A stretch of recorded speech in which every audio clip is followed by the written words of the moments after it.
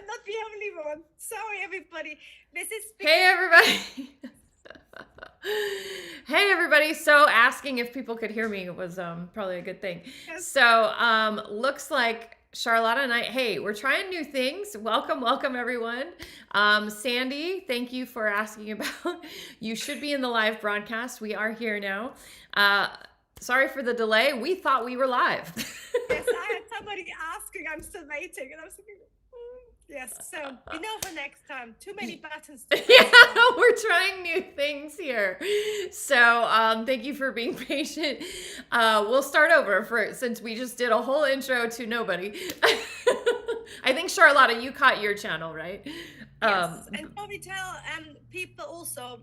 In a second, we can talk about you again, Yeah. which is always interesting. But shall we tell people also what it's about, as we just gone Yes, live, yes. talk about as well. So Trisha, how about you introduce yourself and tell everybody what we're going to talk about?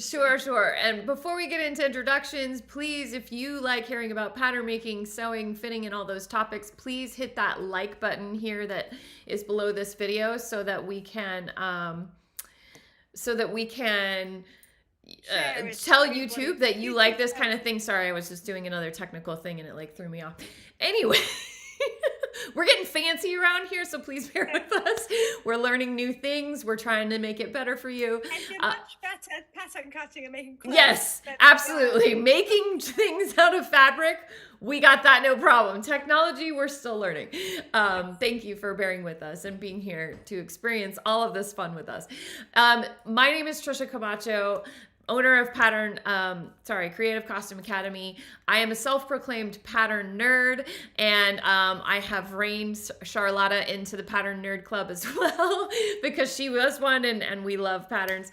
What that means is I just love pattern making, pattern cutting. I feel like it gives us all so much power, and I know that Charlotta believes the same, and we know that it has a bit of a stigma around it, that people are maybe afraid of it or think it's hard to learn, but we really feel, and that's why we've come together so much on this, that everybody deserves to make beautiful clothes that fit them flawlessly in the style that is something that they feel wonderful expressing. So we like to share easier methods, tips on how to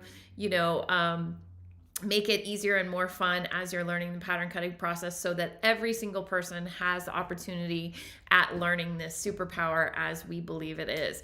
My background is in costume making, so I have a lot of very strange out there experiences, and it's great because we like to compare notes with Charlotta's background, which is very different, but we are both pattern nerds, and today we're going to be talking about the inner construction of garments. And what does that mean? What kinds of things do you need to consider? How does that affect the pattern that you're making? And all of that sorts of things. But in each of these lives that we do once a month, we love to hear from you. So that's why we do these lives.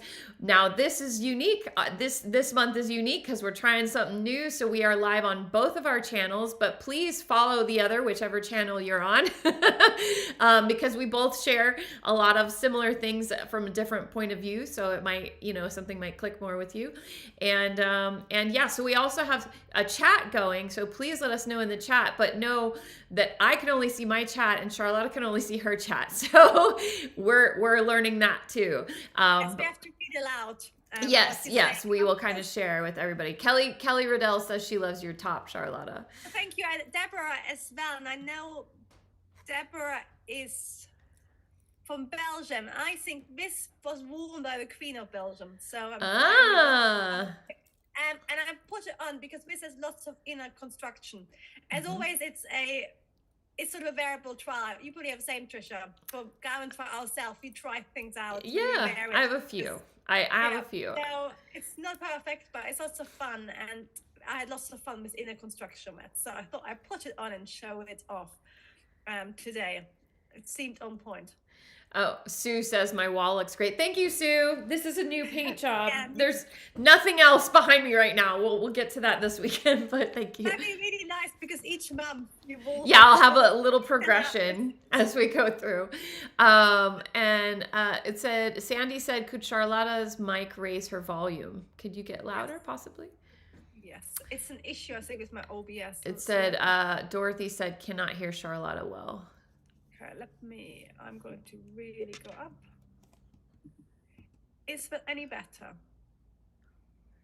I think it's also going to put Trisha up, so. I know Trisha is quite often, you have a better mic. I don't know why, but. And I'm just using my.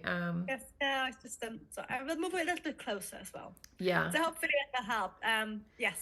But plus, I'm a loud American, so, you know, there's that too. It's always like bigger and better. Yeah, and I'm in the UK and Trisha is in America. That's hence right. The little chat. Yes, that'd be really interesting as well with inner construction, because whenever I teach American students, a lot of the terminology is really different. So what we thought we'd do today, we talk a little bit about inner construction first, what it actually means, because we've got about an hour. And I have got some questions already. Trisha has a question as well, I think. And then, of course, if you have any questions in the chat, just pop them in as they come and we'll answer it. Or if you have any opinions of what we're talking about, then let me know as well. And my chat is saying my sound is fine. So it's saying over here that it's better. They said the closer is better. And it's probably because, so how we're doing this, you guys, is like we are together somewhere else so that I can broadcast to my channel, she could broadcast to her channel. So it might be something like that. So thank you for the feedback. I'm glad it's better, but and we'll look at that maybe for next time, because Charlotta's channel isn't having, I wonder, can they hear me okay on your channel? We haven't heard anything. So yes, it'd be interesting if you louder on my channel as well. They're asking me to be louder also, on your you know channel. what? It could be because maybe if I put my output, yes, we will do some experiments. Well, yeah, we'll try to get it better. Problem, we want to talk about pattern cutting. I do pattern cutting. Sound is like another mystery. I'm not better. Right. So let's talk about what inner construction is, like what we're actually talking about here. So inner construction can be anything as simple as how you finish your seams from inside. And I think we've done a live of it already. Yeah, finish. So what we want to concentrate more today is actually both how you finish your garment. If you don't just have seams, so if you're not just like a t-shirt would just be overlocked and have just overlocked seams. Right. But as soon as you go into jackets or tops like this, or dresses, quite often you want to finish it prettily on the inside and add another layer, which could be lining. Or you might even take one step further and use things like interlining, flatlining, mounting, interfacing, lots of different things to improve it. And of course, then on Trisha's side, it's going into a sort of occasion wear costume. And what would you wear then for inner construction if you go full on costume?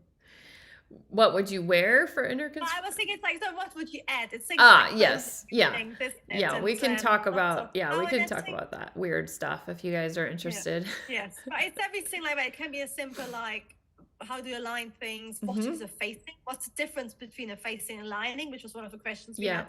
But then it goes on to what do we use for lining? Different occasions. How do I actually incorporate these steps into my pattern cutting? Yeah, that I think is an important piece as well, because these questions that you're asking, that you should be asking yourself, should be coming up early in the pattern making process, because how you're going to finish off the inside will sometimes determine what the pattern needs to look like, what kinds of seam allowances you need. If you are doing a facing, is there just a facing? Is there a facing and a lining? All of these things. And getting back to saying coats and tops like that, you may want to have a shoulder pad inside. So if you're going to do a shoulder pad, how thick is that shoulder pad? And then that will also make a difference on how you draft your pattern. So these are these are some important things to be thinking about as you're getting into the pattern making process. And it doesn't mean you have to have them all figured out, especially if you're going to do a mock-up. But sometimes thinking about these things when you're doing your mock-up, you can test out some of your theories and see whether that's going to work for the final garment or not. It doesn't mean you have to do everything in your mock-up to test it out, but it's good to, like, sometimes if I know I'm going to do something tricky on the inside, especially in the costume world, then I might I don't usually do facings and linings and pockets and all of that on my mock-ups or my toiles. But if it's something that I'm not quite sure, I know the order of construction or how to do that, then I may do some of that in my mock-up so that I'm kind of learning on the mock-up where it doesn't really matter as much before I go into making the actual garment. And Amy Harris is also asking, what is the difference between facing and lining, which I know is a question we have as well. So we'll get to that, Amy. Thank you. It might have been might have been the question you asked me already, but I think that's a really good question. It's always little points, and as well as sort of thinking about in the pattern cutting process, it's things also about design ease. So if you're adding quite a lot of inner construction, your outer garment might have been to be a little bit looser, or if you have a really thick winter coat lining, like I've done some of this teddy bear inner lining, like a sort of furry stuff. Again, you need to make your outer pattern bigger. So that's all parts of it.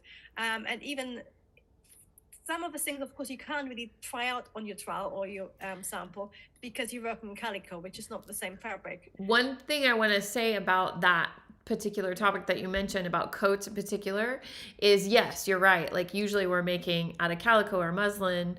For a coat that you're going to be making out of wool, that you're going to have inner lining or fuzzy lining that's going to take up extra space. So when I'm doing a fitting on my toile or a muslin, to kind of accommodate for that extra room that I'm going to need, I'll wear like a heavy sweatshirt or something underneath when I'm doing the fitting, so that it keeps me from fitting that garment too tightly, so that I'll have room for those inner linings when I do the actual garment. Yeah, that's a really good sort of shortcut, because you can't, make it all up in your makeup process. So yeah, that's a great tip. And also, as you're making, there's a lot of it, because you can't always make on the trial, but you can still make little samples and swatches. So true. How is that interfacing, reacting with my outer, and all these sort of things. But that's the sort of things you have to consider in the actual pattern cutting process, which are like, lining, like really thick linings, layers, shoulder pads, changes like that. And then a lot of the inner construction happens towards the end of the pattern cutting process. So when you're happy with what you've done, with the outside silhouette, you're creating your sewing pattern. And that's when you really start adding your facing. And I have got some facings. Let me show you one part. So I've lifted up my top. So this is basically my hem. So I've lifted it up. And can you see what I've got to begin with is my outer fabric. And that's what we call a facing. And most of the time it's in the outer fabric. But if you, for example, had a really fluffy wool, or even like something like, sometimes it's corduroy as well, because it rubs against each other. You use a matching fabric. But what it basically is like a sort of buffer zone where you still have your outer fabric. So if you look in, for example, the collar, you see the outer fabric. If you lift up your sleeve, you see the outer fabric. You don't suddenly see the lining. And also, it normally is a little more stable. You might also actually add extra stabilization to the facings. On here, I've got some extra stitched and interfacing in here. But it basically just is like a sort of frame, like a picture frame, which it sort of stabilizes the edges of your garment. And if you think about, this is a very odd top because I ran out of fabric, but if this was just like the wool ending and the lining starting straight away, this would be quite floppy and it might curl up and not sit nicely. And a facing sort of stabilizes it, and that really changes the garment look. So rather than something which is floppy, you can have something which has really clear defined corners. And if you have a straight line like I have on my top here, that can be a grown on. And you don't have to, it doesn't have to be separate with a seam allowance. But as soon as you add seams, as soon as you add corners, you normally have a seam. So if you have an A-line skirt or something, you literally just trace that section out of your pattern. What bit for facing do you like, Trisha? It depends where it is. Usually on hems, I try not to do a facing unless it's really something that warrants it. Because in my world, you always have to be able to let that out or take it up. It should be the same as the outer. But facings on like a front or something like that, my go-to is about 3 inches. So I don't know what that is in centimeters. Yes, 8 centimeters. This is exactly what I've always done. And if you look at a lot of high street garments, they do a 5 centimeters, which is a 2 inch. 2 inch, yeah. Because it saves you, if you make 1,000 pieces, an inch, yeah, probably saves you a few meters of fabric. But that of course means it's less, you can't, you receive a lining earlier on. And deeper facing just looks really nice. And of course, it's a wider stabilization as well, and looks really nice on skirts like that, which you literally, when you especially if it's a full skirt, you look inside and you just see yourself. Yes, hi Harleen, thank you from Bermuda. Harleen's joining us from Bermuda. But yeah, to differentiate, since Amy did ask that question, I know that's one of it. So a facing is like what Charlotta was saying. It's like a picture frame. So I don't have a facing on this. It's a knit top, actually, upcycle. But if I did a facing, then I might want it to go on the inside of my garment, just kind of around that neck, around the armhole. Or sometimes you can get all fancy, like if this was a sleeveless, you could do an all-in-one facing, and you can get really complex.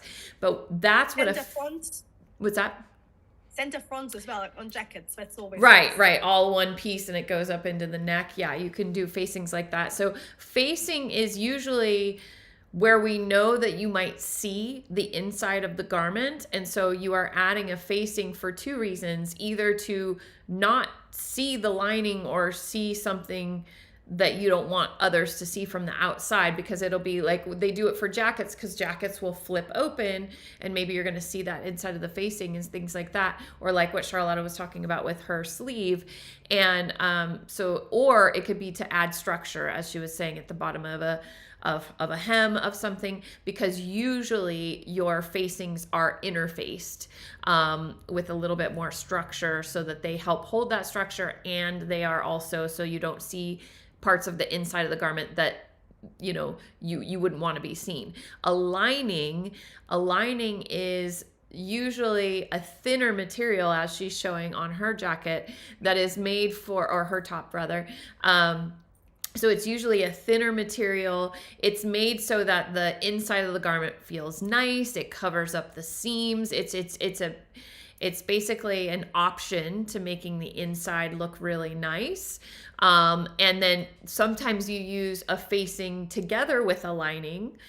So you would have like on Charlotta's top, where you have a facing to a certain point, and then beyond that is a lining.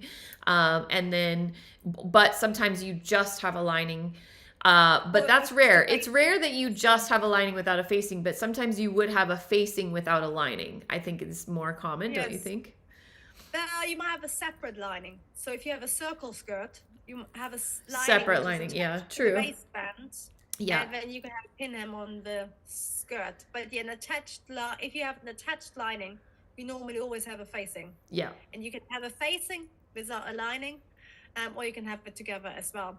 And I've got lots of comments coming up. I've got a lovely comment by Astrid, which is like really relevant. And she says, doesn't the width of depth of the facing depend on the weight of the fabric? And that's really true. So true. On average, on most fabrics, we do 3 inches or about 8 centimeters. But for example, if you have a really heavy fabric, or again, if it's like an itchy wool, you could get away with like a narrower. Yeah. If you think on a lot of tailored and outerwear coats, the facing is narrower. So yes, Asta should probably qualify on soft skirts and tops. I do 8 centimeters, and then on tailored, you probably go a little bit narrower. And Saskia is studying tailoring. So Saskia, what's your facing depth using the knowledge of a chat? Because I think men's wear or women's wear tailored jackets, that's a much narrower facing, isn't it? That's true. That's true. I come from women's fashion, so less tailoring there. And I've got a question from Deborah about the interfacing of the collar, and it is, and we can talk about that in a second. And I've also got Dorothy, who's not a fan of shoulder pads. So they have been back for a few years, but they can be very pretty. I quite like what they're doing. The only time I really like shoulder pads is in coats. Like, I don't like them in tops, because I feel like I don't want that built up in my top all the time. I mean, we're not all the time, but I think in a coat, it gives a really nice, clean look if you have a shoulder pad. Whereas if you don't, it can look more homemade, I guess. It's a lot more tailored. depends on your body shape as well, True. doesn't it? And also on your shoulder pads as well. But shoulder pads Yep. always makes you think of 1980s power Yes. dresses, isn't it? Or 1940s. But there's as well. lots of different shapes and Yes, thicknesses and I of quite shoulder like, I've done pads. it recently this evening where we have sort of quite subtle Yeah. shoulder pads. Yeah. Really pretty. That's nice. But yeah, it's up to you. And yes. So And Kat is saying, I have a comment. Kat is saying that the first time I made a dress with the lining, it was tight and I can't wear it. I still have it, too beautiful to let go. My Luterlo skirts with lining fits perfectly, and I don't make any garments without facings. Yeah, facing is probably a very common thing that you're going to see in most garments. Regarding your first dress, yeah, that goes back to what we were talking about earlier. You really need to make sure, if you're going to have 2 layers when you're doing the fitting, to make room for both layers, you have to consider that, and especially the thickness of the lining, the thickness of the fabric itself, if you're mocking it up in something less. Ginger Snapped 7 says depth for wool facing attaching to the lining at neckline at back. Depth for wool facing attaching to lining at neckline at back. It's a baby coat and don't want to add too much soft wool at back neck in case it's bothersome, but lining to collar not suiting me. That's a great question. what is a baby coat? So style? Yeah, she said baby, like a coat for a baby, I think, for a young. But when doesn't she say about it matches? So this is going to be interesting because I can't really. Is it about her? But doesn't she mention she's going to wear it next? No, she's saying she's making it, I think, for somebody else, for a baby. I think with a baby coat, if it has, I would do very narrow facing or do a facing out of a different fabric. It could be a cotton or something kind of the skin, especially with babies. Yeah. Yes, and Saskia didn't have an answer about depth of facing, but it sort of depends really. And Karen is asking both facing and lining for structure and sturdiness. And yes, they have slightly different functions. I did a whole series on lining on my pattern cutting school. So if you're a student already, do have a look at them about the 4 reasons for lining. You can go sort of quite in depth. But lining is basically more for comfort, and it helps garment hang as well. And it also helps, like in my world, it helps to get the garment on and off easily as well. Which is the same thing. It helps you move basically. So if you have a cotton dress and you're wearing tights, if you have any sort of dress and you're wearing tights underneath, that will cling. And you have to either wear slip or lining. That's sort of the function of lining. It's like that sort of slippage in between. Yeah. And Ginger Snap said it is a coat for a baby. So getting back to your question about the depth of the wool facing, I think especially for it being for a baby and your concern, you might want to do a facing that matches the wool, but it's made out of something a little softer that's going to be kind on the skin. Yes. And then you could I would go fairly narrow, especially since, the baby's probably not taking off its coat by itself, and things that you would have to worry about if it was an adult coat, about seeing the inside. And it's quite tiny pattern pieces. I've made a few coats for toddlers, and I'm just thinking, is it collarless? I'm not sure. It says attaching the back neck in case it's bothersome, so it may not have a collar. If it hasn't got a collar, you'd like a really narrow, cute lining. If you have a collar, don't do a facing. Sorry. Yeah. So if you have a collar, you can she said the lining. Bothersome, but lining to collar not suiting me is what she said. Oh. Well, then I think you could easily get away with a different material. Or a little triangle. It's always pretty. And it does have a collar. As we're still on the facing lining questions, I've got people asking about any other tricks to keep your facing inside or just understitching. And there's, which is, I'm going to answer the question because I hate that thing of the lining shows. Yes. And Astrid saying the sound is going in and out. So there's a few people having an issue. So again, we have to see. We had the same issue last time, but this time we're just on our computers. Should be fine. So I'm not getting. Is everyone on my channel? Do you guys hear the sound? Okay. It might be a Wi-Fi issue as well. Yeah. Sorry, guys. Thank you for bearing with us. We are figuring out new technology, so keep letting us know. Like if it's really bad, then we'll have to maybe cut it short and figure it out for next time. It might be my side because I have 3 people now saying it. It's both of us fading in and out, so it's probably my. Oh, and Kelly is saying she left and came back. It might have helped. So I think it's a Wi-Fi buffering issue, then. So. Okay. Joys of YouTube, but you get to talk to all of you, so it's worth it. And so.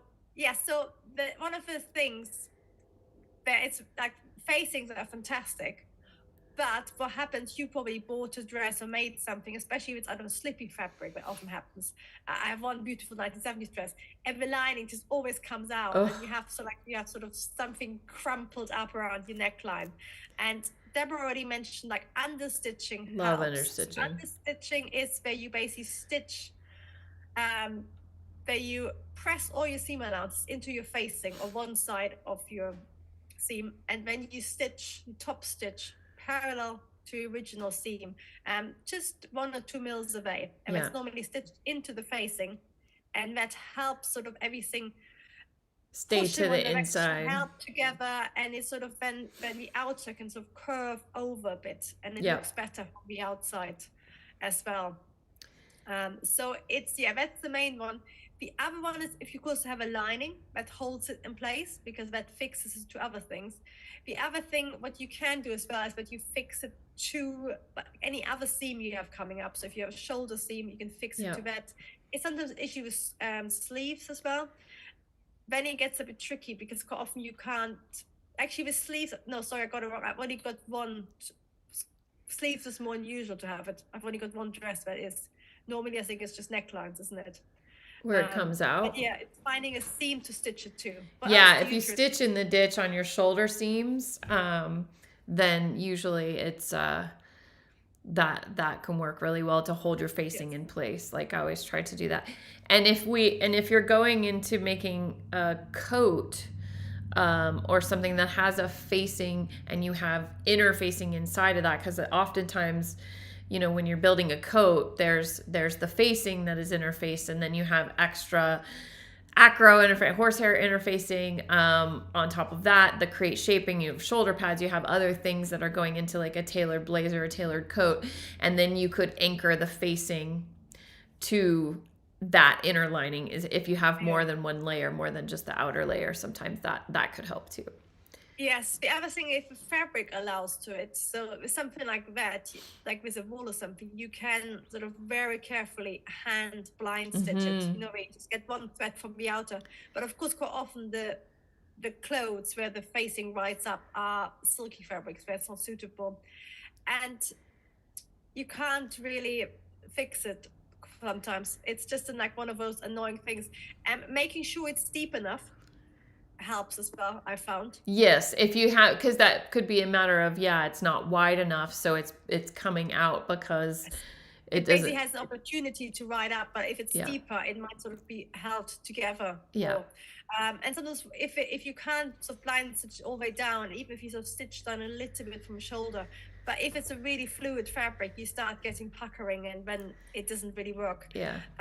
So yes, it's a bit of an issue. It's normally because they're both quite fluid and they don't want to sit nice and sturdy. And that's where maybe interfacing, like the type of interfacing you're using on your facing, might help to give it a little bit more structure, more weight to hold it in place. I have a really good question here from Beth Zuki 1. If lining a jacket pattern with pleats in the back at shoulders, would you cut the lining with the same pleats or vent that area in the lining, or how do I tackle this? So I have some thoughts on this. Yeah, so this is like, for example, a coat which has a yoke going across the back, and then it might have a pleat underneath the yoke. So quite often it is cut as one, so the lining is pleated as well, and actually follows the outer pleat, and if you look inside, it looks really pretty. The other thing you can do if you don't want to have a bulk in the area is that you gather the lining, for example. It all depends how deep the pleat is. So what you could have is a outer with a pleat, and then the inner could be a gathered very gently. So you could do that. I'm not a fan of getting rid of the pleat on the inside, because in theory you could actually have Make a it smaller. shaped lining. Yeah. I think that can be restrictive. It always depends on how much you sort of have. I think that's when it comes to inner construction lining, sometimes a lot of books it's sort of treated as an after thing. Oh yeah, you just add lining and that's it. Yeah. But if you get going into it, it's so dependent on fabric, on how deep the pleats are, what you're creating, you know, is it fitted, is it not fitted? So it is actually a whole art to it. And it can make all the difference. And I will say, I'm curious, because usually when I make a jacket or any kind of vest or something like that, I add pleats to the lining that maybe don't exist on the outer. You know, they call it an action pleat sometimes. And by the way, thank you guys for that. So they're saying sound is good over here. So I do think it is on your end. People are happy with the sound. Okay, good. Thank you. Seriously, thank you guys for that feedback. We're figuring this out, and what we hear is not what you guys hear, so it does help us. But adding extra pleats, and even in menswear, a lot of times you'll see a pleat like up here in the chest. So that is extra. Yeah, that's done on intentionally to add extra room for movement, so that it's the lining has a little bit more openness as you move inside the garment. So that is very handy. One thing I will say is if you have like darts, like fancy darting and things on the outside of your garment, you may not want to do all the darts. You could turn those more into pleats, so that those pleats can open with movement as well. Sometimes it's even better to not, so I've done it both ways. I've done it where I've done the same darts and the same seams on the outside as I did on the inside side. And then I've also done it where I have darts and shaping and pleating on the outside, but then on the inside, instead of taking a full dart, I just take a pleat in that area. So it's like holding it together like the outside, but it's also giving extra room for movement with the lining. Yes, no, it's sort of all like, for example, on fitted dresses as well. If you have a really fancy fitted dress, you know, with pleats and seams, quite often the lining is actually, I go back to the basic bodice and I just have, you know, simple darts, because you don't want the lining interfering. So there's lots of different things.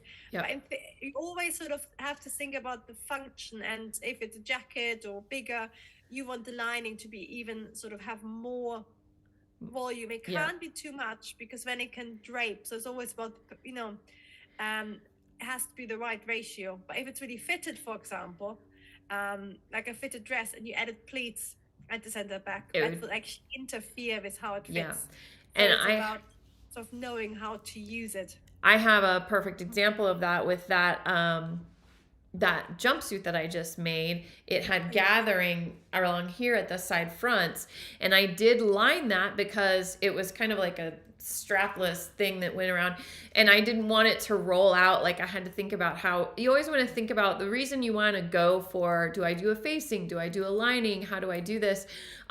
You can have a lining of the same material, like in the case that I did for my jumpsuit. Sometimes that's the better, but I didn't want to have all of those gathers that I had on the outside in the lining, because then that would have made it really thick, and it wasn't necessary. The gathers were for a visual. So on the inside, the lining of those pieces that were gathered here, I put a seam or darts to smooth out the lining, so that it's shaping my body and still giving me that same shape, but I have the gathers and the more visual things that I was going for on the outside. So there's lots of things to be considered. Kristen has a question. In the case of the coat, would the pleats look the same on the inside and outside, or would the lining pleat face the outside like the back?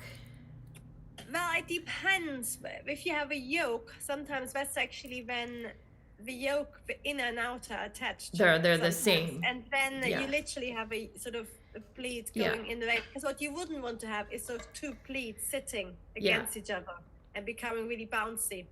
So you would literally sort of wrap it around it. So there's sort of different ways of doing it. And I was just thinking about, because one of the questions I had from Nurse was about how to make sure you don't get a bulky inner. And it's what you quite mentioned, is to always think, if an outer detail, you know, is it purely aesthetic? In which case you don't want that on your lining. Yeah. You want to have your lining as smooth as possible. And then if it gets bigger, then your lining serves as ease as well. And also what you can work, for example, if you have any outer with like twisted things, Mm-hmm. and by making your inner actually really flat, that holds everything together. Yeah.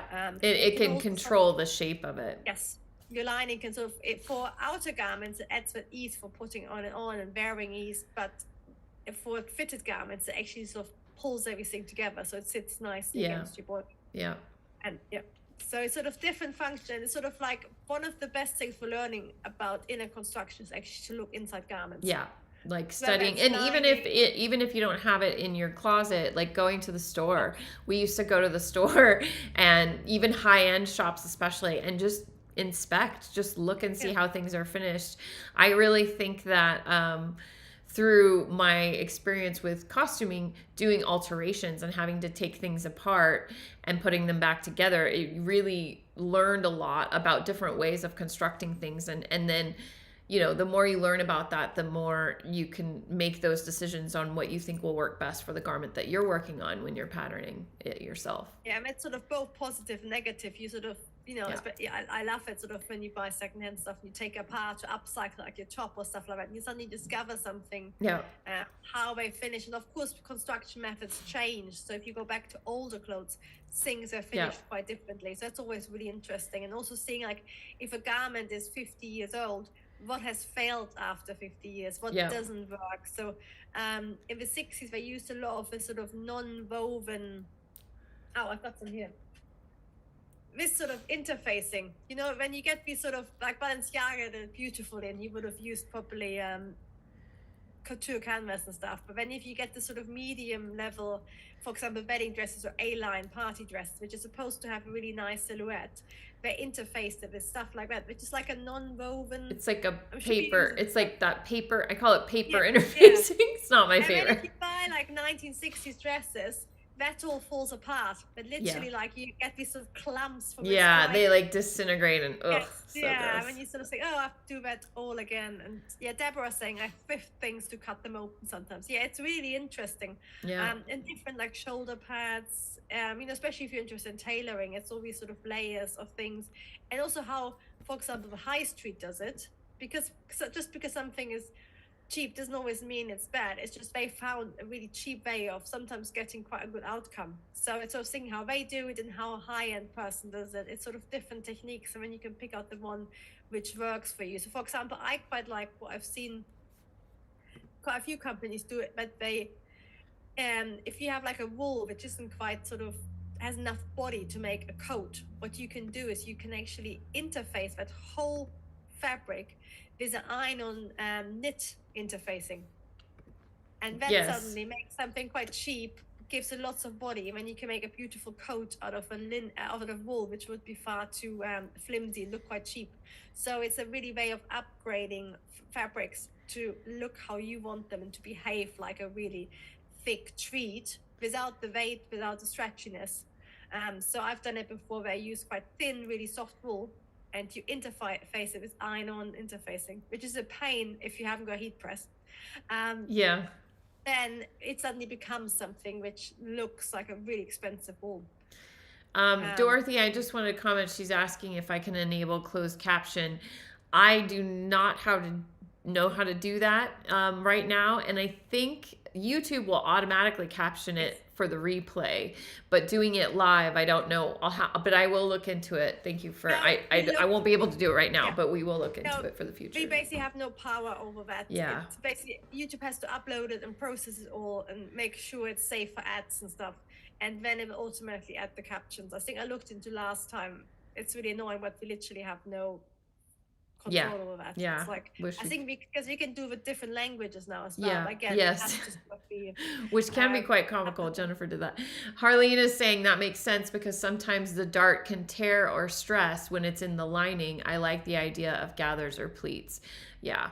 And something that is done, I want to talk more about interfacing, so we'll go back to that. But just to talk on this really quick, Harleen, I know for like lining inside of a jacket, of a blazer or a suit coat, oftentimes they will make that lining, you know, at the edge of the coat, it's shorter. So, and you have a facing or a hem that is, so you don't see the lining.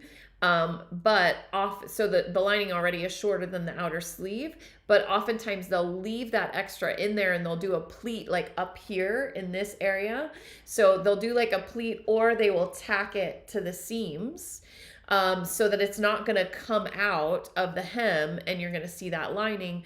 But because it's just like a pleat or a tack, it's still giving that extra lining for movement there. So that is how you're using it. And going off of interfacing, didn't we have a question about what kinds of interfacings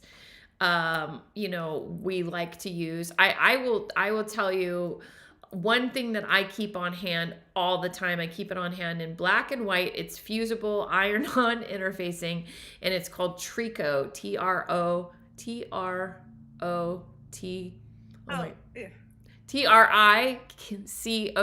Sorry, Tricot. Like spelled like tricot.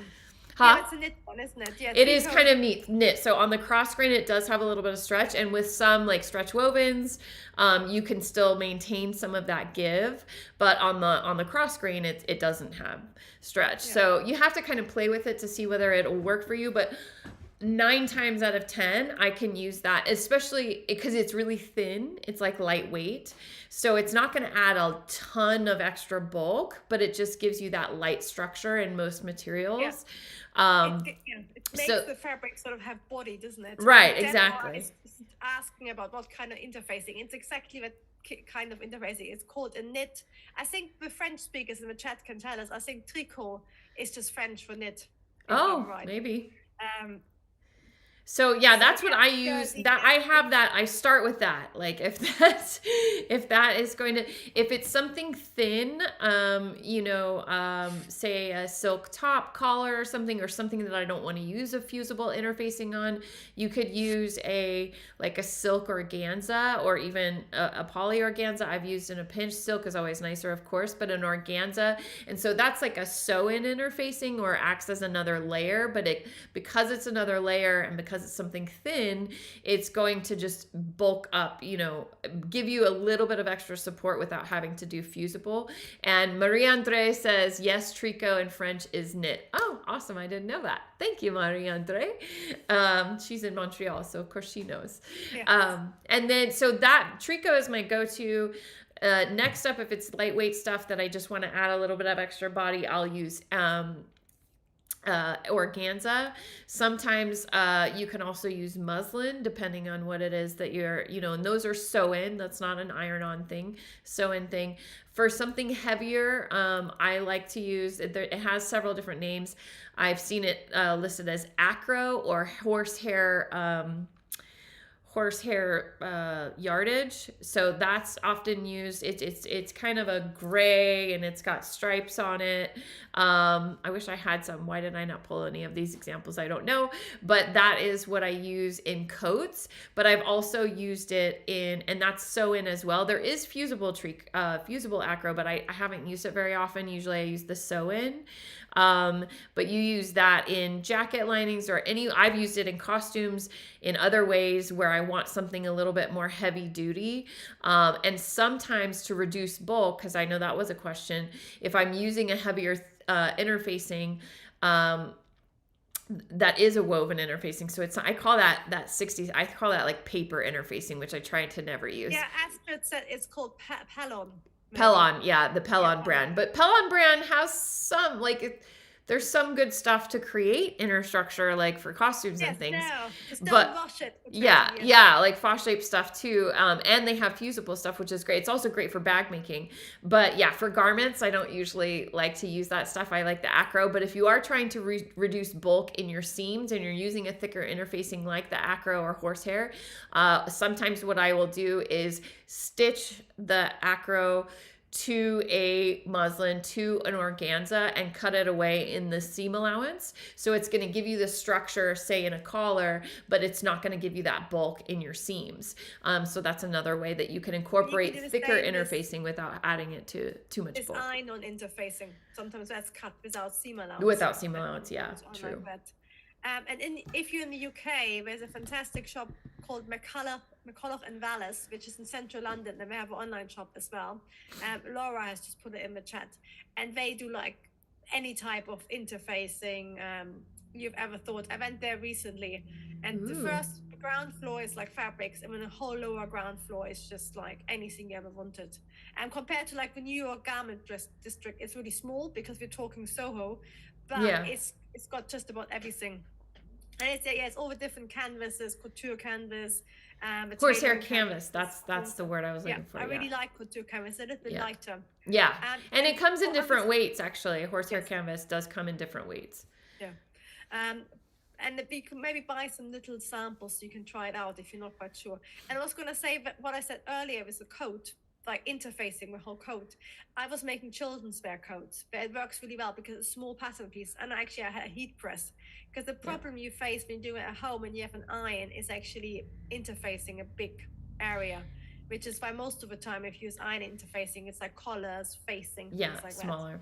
That. And you normally, with iron interfacing, you always interface the facing because it glues on and it sort of stops the natural textileness, you know, the movement, unless you use the knit or tricot interfacing. So it sort of changes the structure of it. So you don't really want it on your outer because it sort of gets stuck on and stiff, it's not really a fabric anymore. So which is why I love stitching interfacing in most cases, but sometimes iron on interfacing is better. And I think in this one, and what you're talking about when you're talking about fusing like a whole coat, so I know Kenneth King refers to it as block fusing. Yes. So, and you can actually, in the US, there's, especially in New York, I'd have to look it up who it was, but you can send that out to be fused, block fused. So if you're working with a nice wool and you want to add that extra support, you can send it off to be block fused for you, and they have a whole press machine, so it's not just you with your iron hoping to it goes a lot faster, and it's worth the investment if it's something that it's, you know, and it really fuses the whole it's thing. really fused. It's hard to get that done by yourself, but I think it's quite expensive because normally you have to do a whole roll. Because we used to fuse fabric together for bag making as well. But also locally, you might, if you have somebody who does t-shirt printing, heat transfers, because they have a heat press to do that.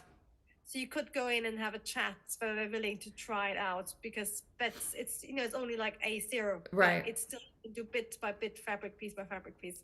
So that might be a solution if you don't have a whole roll or lots of fabric you want to do. And you can also sometimes do something like this, which is really thin, and I think Deborah asked about this. I actually added like a slightly, I always forget the name of it. It's a slightly fluffy interfacing, like a wool nearly. And somebody in the chat will know a name because they're always much better than me. I'm just touching it. I think I did like 2 layers of interfacing on here. Yes, I did a really soft one, like a sort of fluffy. We talked about it last time as a name. It's like a, not felted, but it's like a flannel nearly. A flannel, it's much lighter than a flannel. And then I also did a really thin couture canvas, but I covered that in the fluffiness. And it's still not perfect because I wanted it to be really rounded. But it was the first try, and I think next time I would cut the collar slightly differently, because you can see it's got these sort of wrinkles here, which I'm not a fan of, but we're always our hardest critic. I think it looks great, and you've gotten lots of compliments already. Fleece, is that what you're talking about? I think flannel. I think she meant flannel. Laura's saying iceful. I can look it up in the color and Valis, but it's like a sort of it looks a bit like a fleece, but it's slightly different. And it's really nice. They use it in tailoring as I was gonna say they use like a tailoring flannel for coats and things, and I've used that before. It's really nice. Fluffy and more lightweight. So one thing, should we talk about before we go into like more inner construction? Did we address didn't somebody ask somebody the difference between lining, a regular lining, and flat lining, or you guys call it mounting, right? Asked us in the chat. I also wanted to say that this lining, you can use lots of different types of lining. So the basic one is a polyester, which works fine. The slightly more higher end one is something called Cupro, which is Japanese, and I think that's actually a cotton. But it's like an off-cast product, so it feels like a lining, but it has a better feel because it's not man-made, and it lasts longer as well. It's a little bit more expensive, but they're the sort of main ones, just your normal lining. And rayon can be used as a lining, Yes, which is well. a synthetic as well. Yeah. So, but if you now, sort of, when you look at a lot of the sort of high-end ones, it's all cupro now, because I think it has like really good wearing powers. Because sometimes you see it, that polyester lining, after a while it wears out quite quickly. Yeah, it will, and it'll like crack almost, you know, Yes, a lot in brittle. lengths. It starts to like disintegrate. when you have a fleece top and you wash it too often, that becomes like a plastic bottle. So if it's something really nice, you know, for linings, if you can get like a silk or a cotton sateen or something that has, because it's really important that whatever you use for your lining has that slick factor, like what we were talking about before, because of the reason for lining. The exception for that is if you, for example, making a summer dress and it's a little bit too see-through, you can line in a cotton, because quite often it's really high season, you don't want a silk. And that's what, Then you can line for, if it's a tight top, you can do cotton, because that doesn't have to slip as much. That's so sits like a second bodice. Yeah, I mean, the dress I just made, I used cotton as a lining, so And then I sometimes still line the skirt in a silk, because there you want the swishiness and the move. Oh, and Deborah is saying, I have a knit that I want to use for a blazer. What would you use to stabilize the knit? Oh, that's a good question. So, it depends how much you want to stabilize it. So I have, okay.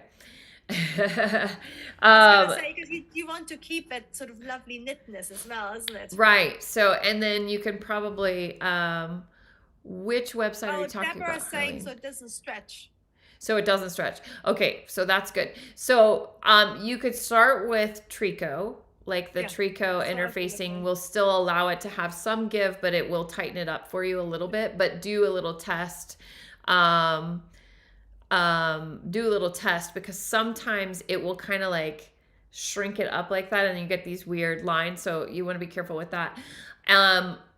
Here's another unconventional costume thing, because I have had to make several. I always am like, make this ridiculous thing out of this fabric that would never make that. So I have had to use spandex in I was gonna say that a power net, maybe, isn't it? Yeah, and so you can interface with mesh, but I would usually do mesh interfacing on something that is tight against the body. Yes, if we're talking like a jacket or something, you could also line in mesh, or like a power net, like a sturdier mesh.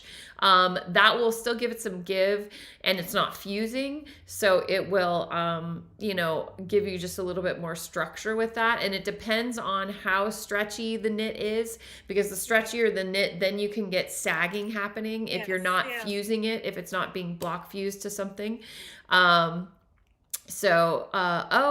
Alice is saying that Kuro. So how do you spell this Japanese? Cupro, Cupro.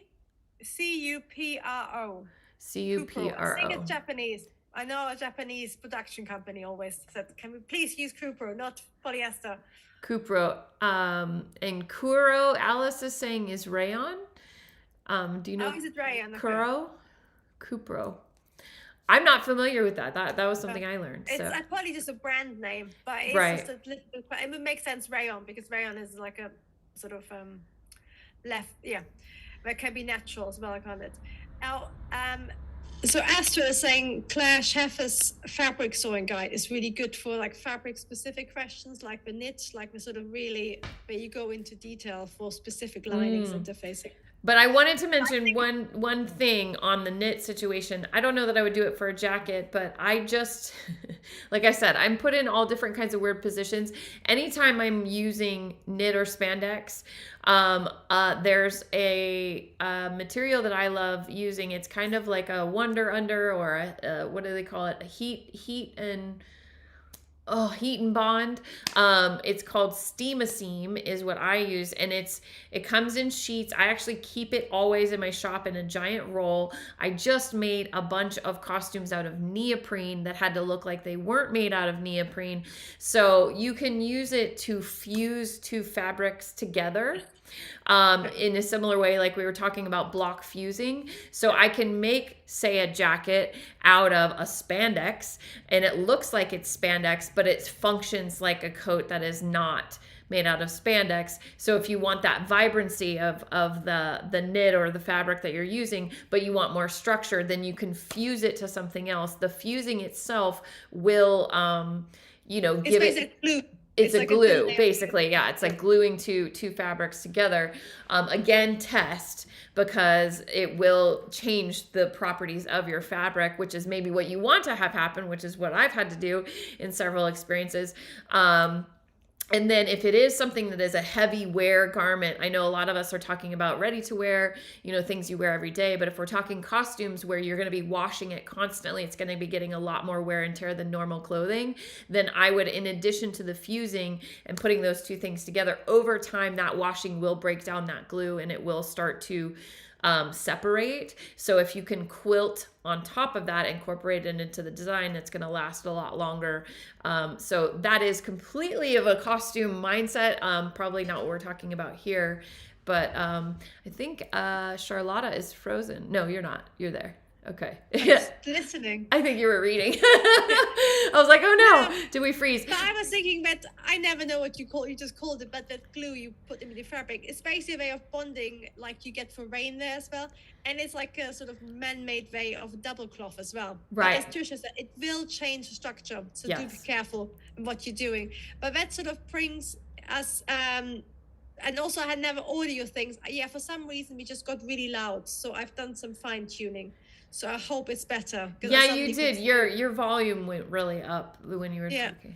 I think it's for OBS. It does something weird. Our streaming service sometimes because sometimes on some of my YouTube videos I'm really quiet and I never change anything, so I don't know what is happening. And April is saying cupro is a tree, fluffy cotton harvest every couple of years or so.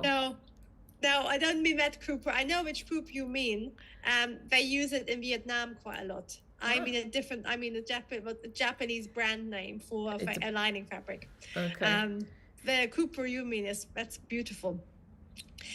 But this thing about fusing fabrics together also brings us to the question about lining versus flat lining, yes. what we in the UK call mounting. And I did remember that. I felt proud of myself. Basically, normal lining is separate and it's all about being easy to slip on, wearing ease, all these sort of things. But flat lining or mounting is basically where we cut our pattern piece out in our outer fabric and then a second layer of fabric. And then before constructing a garment, we stitch all of these together just inside the seam allowance. Yeah. So we basically, with two pieces of fabric, become one and act as one. Yeah. And that is one of the main tricks you can use to really upgrade fabrics. So if you, for example, I made some skirts out of linen, which was a little bit too thin.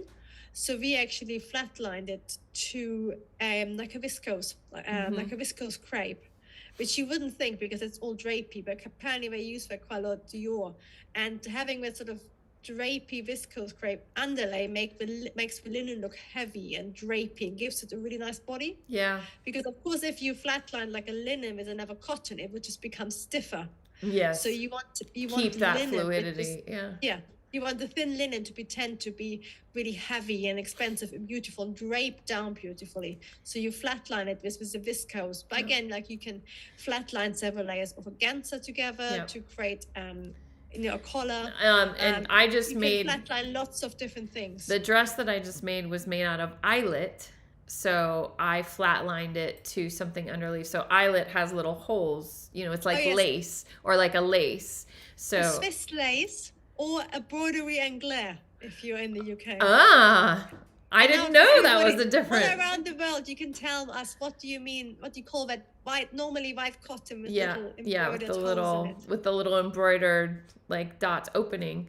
Oh, I didn't know it was called something different. Oh, and Saskia is saying that cupro is a naturally sourced cellulose fiber. So it might be the tree you mean, April. And but they I make also it know into a another tree fabric. which has fluffy stuff. I think this is more the cellulose from the branches and stuff. But who knows? I just know it's cupro. We're all learning new things. But Yes. yes, so flatlining, you know, if you're working with the lace garment, something that's see-through, or an eyelet, or the other words you use for eyelet in the UK, you had the eyelet inside. Candace is saying no. I had, and I could have brought my dress up here, but no, it's like the eyelet is the outer. So mine isn't white with the white embroidery, but it's like yeah, she's got some here. So this is eyelet, right? It's like a lace almost, but it's usually made out of cotton. And then, so if I were to just make a dress out of that, you could see through to what was inside. So I put a contrast. I actually used a cotton just because that's what I could get locally that was in the color that I wanted. So I flatlined every piece before I even started constructing the garment. So flatlining is when it's each individual piece of the pattern is putting two fabrics together, and then they are constructed as if they are one garment. Whereas if you have a separate lining that is meant to be a lining, then you would sew like your outer, and then you sew your lining, and then you put them together. So that's kind of what the differences are. And there's benefits to both. So if you were to do that with, say, an eyelet or a lace, sew your outer and then sew your lining, then put it together, because the outer is see-through, you're going to see your seam allowance on the inside, you know, on the outside. You would see your seam allowance through that fabric, which has the holes that you can see through. So that's why you would flatline it with something else, so that you're not seeing those seams. And then you may even choose, I didn't in my dress, but you may even choose to have an additional lining to say add that slick factor, or hide your seam allowance on the inside. And if you're in my pattern cutting school, there is a video on how to flatline or mount fabric, because I'm a big fan of it. And yeah, it can be as practical as Trisha just says, about basically making a fabric be something else. And it can also sort of improve or change how a fabric wears. So it's a really clever tool. And also a really cheap one, because you don't have to buy a really expensive canvas or something. Right. Quite often you actually interline with quite cheap fabric, but it makes the outer look completely different, doesn't it? Yeah. And it actually it made it a little bit thicker. So I had a different area that I wasn't a double layer, and I had to interface it as I was constructing it, because I'm like, now the top and the bottom are so much thicker that this middle area needs to be a little bit more beefed up. Yeah. But that's okay. Helen is saying, for a see-through knit fabric, what kind of fabric would you use to line it with? This is for a dress. So a lot of times with knits, there is knit lining. You can get stretch lining. Or if it's for a dress, I would go with maybe like another thin, or you could do a double layer of your outer fabric and flatline it, and so make it thicker by having two layers. It will restrict the stretch slightly, so just so you know about that. You could also do if your outer fabric is see-through but it's a little bit thicker, you could go with a thinner stretch knit. Or what I use a lot, not necessarily for dresses, I don't think this would be the perfect time for that, but if I'm doing leotards, unitards, things like that are close to the body and stretch, and it's a thin spandex that I'm using, I'll use a mesh, like a stretch mesh, to flatline it to the outer, and that gives it a little bit more structure, and that way it's not going to stretch to its max and be a see-through, so it kind of holds it in place. But you have to make sure all mesh are not created equal, so you have to make sure it's a 4-way stretch or whatever, that those properties of whatever you're using as a liner match the properties of the outer stretch fabric that you're using, the knit fabric that you're using. That's the only thing with stretch variables, is like the stretch could be different from one kind of knit to the next. Which is why we have Trisha, who's a stretch expert. I've had to use a lot of weird stretch area stuff. Of expertise. And just Dorothy said something about my keystrokes. Yes, sorry about it. I'm aware of it. I don't know how to change that either. People can hear me typing. Oh. And then Always. April says, Go on. is it a worry that it may shift when flatlining? Do you base each pattern piece or actually stitch? So, I machine stitch. You have to be really precise. So you Yeah. could, if it's really slippery fabric, you could pin it really carefully and then baste it, as you said. Yeah. In general, you have to basically cut out incredibly precisely. Yeah. And then A lot of either times, iron them together, press them together, and then either pin very carefully or hand stitch. Because if you do it wrong, what April says, you basically get puckering. Because yes. then if you're working, And it especially could for twist and kind of distort. Yeah. So yeah. and quite often if you're using a drapey fabric and a more cottony fabric, then it's really risky. It's worth it. It'll- Do some trials. Yeah. I And will it's tell also you. really important. Sorry, one last thing, to Yeah. get the straight grain identical on all the pieces. Yes. Sometimes you can cut something on bias for a different function, but we're not going to go into it. In general, you have exactly the same Yeah. straight of grain on all of them because they behave the same. Yeah. Like Trisha, even if it's the knit, something different. But again, you need to basically have the same direction for it to work. Yeah. Otherwise, it will restrict or distort. And I will say, I audited a couture sewing class when I first moved here from UNC Chapel Hill, from the lovely Judy Adamson, who is retired now. But she was very adamant that flatlining meant hand basting, and that when you are hand basting the two layers together, that it is laying flat on the table, not lifted up, because then that will distort it. So, and that you don't knot off. So you go one length and then you stop, and then you do the next length and then you stop and you leave tails. I don't have time for that in my world, but it was very nice. That is couture. But I think that is sort of going into haute couture, because the person who taught me how to mount, she worked at Dior for a while, and she did it with a machine afterwards. So she probably learned to do it by hand as well. But in real life, you just machine stitch it most of the time, unless it's a really slippery fabric. Yeah. And you do want to, and I usually do base, like it's a basting stitch, but on my machine. Yeah. Yeah. And you do it, so if you have 1/2 inch seam allowance, then you do it at like 1/4 of an inch. You know, you don't want to see that in your seam, so you have to be careful with that. Yes, you don't want to go too far away from your final stitch line, because then again, that's like an area for shifting. Right. So, yeah. For bunching and whatnot.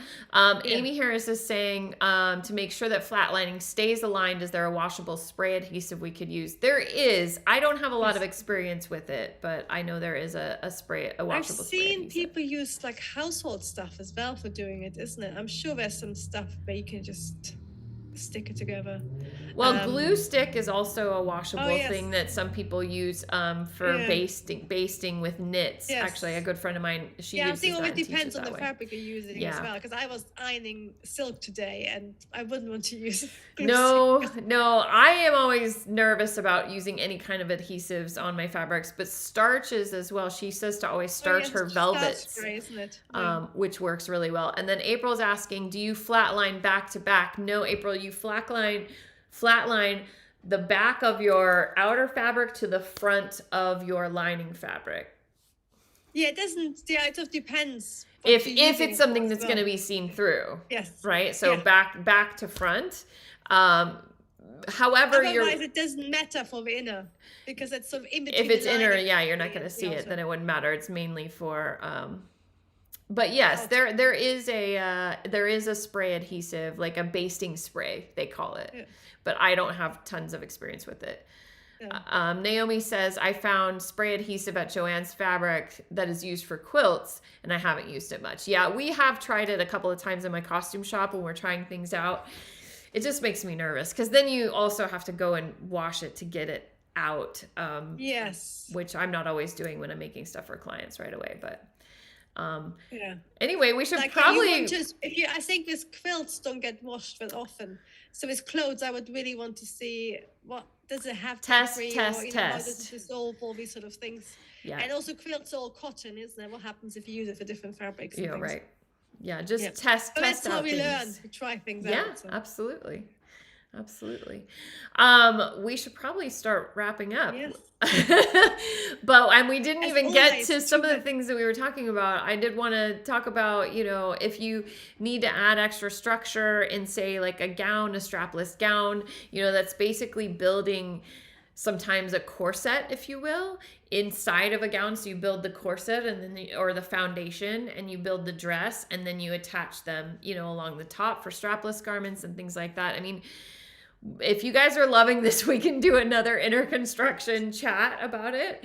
But yeah, I think we've covered some things today, at least anyway. Yes, we have. It's almost like we think, oh yeah, we have, yeah, we have so much time to talk about, and now I haven't even looked at half my samples. So, but yes, there's always so much to talk about, even like with different themes and stuff, isn't it? That's a different topic, I think. But yes, it's always interesting to talk to the queen of costumes and stretch as well.